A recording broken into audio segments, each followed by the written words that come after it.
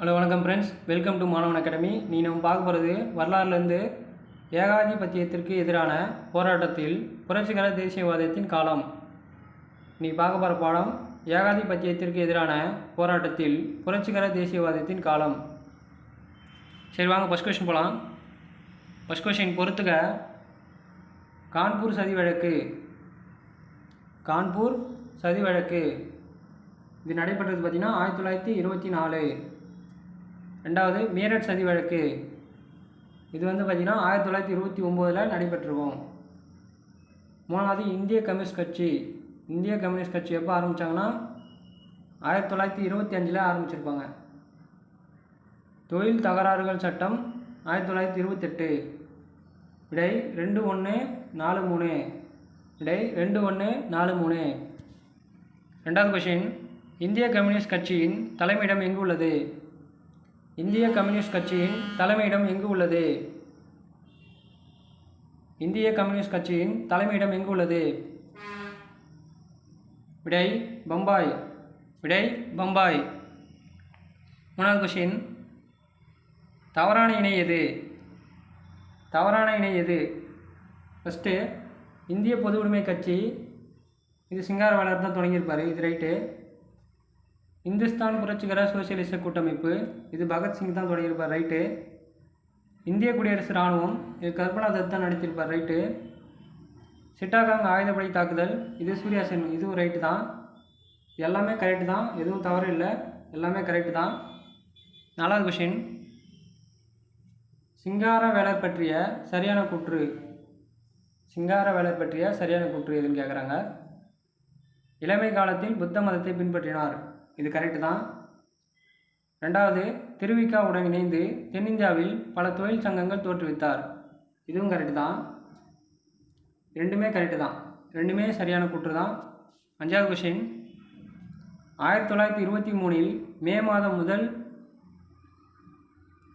1923 மே மாதம் முதல் நாள் முதல் முறையாக நாட்டின் மே தினத்தை கொண்டாடியவர். 1923 மே மாதம் முதல் நாள் முதல் முறையாக நாட்டின் மே தினத்தை கொண்டாடியவர். விடை சிங்காரவேலர். விடை சிங்காரவேலர். ஆறாவது கொஷின், 1931 நடைபெற்ற கராச்சி காங்கிரஸ் மாநாடு யாருடைய தலைமையில் நடைபெற்றது? 1931 நடைபெற்ற கராச்சி காங்கிரஸ் மாநாடு யாருடைய தலைமையில் நடைபெற்றது? விடை வல்லபாய் பட்டேல். விடை வல்லபாய் பட்டேல். அடுத்த வினா, காந்தி இர்வின் ஒப்பந்தம் ஏற்றுக்கொண்ட காங்கிரஸ் மாநாடு எது?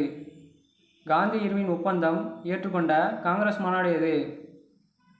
விடை கராச்சி. விடை கராச்சி. அடுத்த வினா,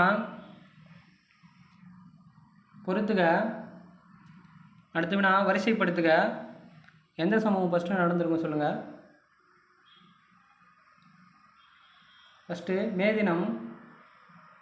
ரெண்டாவது மத்திய சட்டமன்ற குண்டுவீச்சு. மூணாவது கிசான் சபை. நாலாவது காந்தி இர்வின் ஒப்பந்தம். விடை 4312. 4312. அடுத்த வினா, நான் ஏன் நாத்திகனாக இருக்கிறேன் என்ற நூல் யாரால் எழுதப்பட்டது? நான் ஏன் நாத்திகனாக இருக்கிறேன் என்ற நூல் யாரால் எழுதப்பட்டது? விடை பகத்சிங். விடை பகத்சிங். அடுத்த வினா, சுதேசி என பெயரிடப்பட்ட டாடா நிறுவனம் எது? சுதேசி என பெயரிடப்பட்ட டாடா நிறுவனம் எது? விடை பம்பாயில் உள்ள டாடா இரும்பு எஃகு நிறுவனம். அடுத்த வினா, டாடா குழுமத்தின் இந்திய அறிவியல் கழகம் அமைந்துள்ள இடம். டாடா குழுமத்தின் இந்திய அறிவியல் கழகம் அமைந்துள்ள இடம். விடை பெங்களூரு. விடை பெங்களூர். 12வது கொஷின், முதல் சணல் ஆலை கல்கத்தாவில் எந்த ஆண்டு தொடங்கப்பட்டது? முதல் சணல் ஆலை கல்கத்தாவில் எந்த ஆண்டு தொடங்கப்பட்டது? விடை 1855. விடை 1855. 13வது கொஷின், இந்திய நவீன தொழிலகங்களின் தந்தை என்று அறியப்படுபவர் யார்? இந்திய நவீன தொழிலகங்களின் தந்தை என்று அறியப்படுபவர் யார்? விடை ஜே.என். டாடா. ஜே.என். டாடா. 14வது கொஷின். இந்தியாவின் முதல் ரயில் பயணம் எந்த இடத்திலிருந்து எந்த இடத்திற்கு சென்றது? இந்தியாவின் முதல் ரயில் பயணம் எந்த இடத்திலிருந்து எந்த இடத்திற்கு சென்றது? விடை மும்பை டு தானே. மும்பை டு தானே. 15வது கொஷின். இந்தியாவில் முதல் காகித ஆலை லக்னோவில் எந்த ஆண்டு தொடங்கப்பட்டது? இந்தியாவில் முதல் காகித ஆலை லக்னோவில் எந்த ஆண்டு தொடங்கப்பட்டது? விடை 1882. விடை 1882. அடுத்தவனா பம்பாயில் பருத்தி ஆலையை நிறுவியவர் யார்? பம்பாயில் பருத்தி ஆலையை நிறுவியவர் யார்? விடை நானாபாய் தவர். விடை நானாபாய் தவர். அடுத்தவனா கூப்பர் பேப்பர் மில் அமைந்துள்ள இடம். கூப்பர் பேப்பர் மில் அமைந்துள்ள இடம். விடை லக்னோ. விடை லக்னோ. 18வது கொஷின்.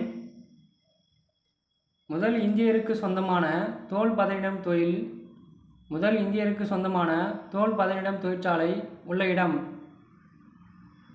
முதல் இந்தியருக்கு சொந்தமான தோல் பதனிடும் தொழிற்சாலை உள்ள இடம். விடை கல்கத்தா. விடை கல்கத்தா. அடுத்தவனா வரிசைப்படுத்துக. வரிசைப்படுத்துக. முதல் தொழில்துறை ஆணையம் இதுதான் ஃபஸ்ட்டு வரும். சிந்தியா நீராவி கப்பல் லிமிடெட் இது 2வது வரும். மதுக்கரை சிமெண்ட் தொழிற்சாலை இது 3வது வரும். ஆர்டராக தான் கொடுத்துருக்கேன். விடை 1 2 3. விடை 1 2 3. அடுத்தவனா இருப்பு பாதை திட்டம் பற்றிய சரியான கூற்று. இருப்பு பாதை திட்டம் குறித்த சரியான கூற்று. விடை இருப்பு பாதை 1853 தான் அமைக்கப்படுது. இது கரெக்டு. 2வது இதோட மொத்த தூரம் பார்த்திங்கன்னா 34 கிலோமீட்டரு. எங்கேருந்து எது வரைக்கும்னு பார்த்தீங்கன்னா மும்பையிலேருந்து தானே வரைக்கும். இது 3மே சரியான கூற்று தான். 3மே சரியான கூற்று தான். அடுத்தவனா புரட்சி என்பது வெறும் குண்டு எறிதலும் கைத்துப்பாக்கியால் சுடுவதும் அல்ல. அது மனித குலத்தின் பிரிக்க முடியாத உரிமையாகும். சுதந்திரம் என்பதை அனைவரின் அழியாத பிறப்புரிமை ஆகும் என கூறியவர் யார்? புரட்சி என்பது வெறும் குண்டு எறிதலும் கைத்துப்பாக்கியால் சுடுவதும் அல்ல. அது மனித குலத்தின் பிரிக்க முடியாத உரிமையாகும். சுதந்திரம் என்பதை அனைவரின் அழியாத பிறப்புரிமை ஆகும் என கூறியவர் யார்? விடை பகத்சிங். விடை பகத்சிங். Last question.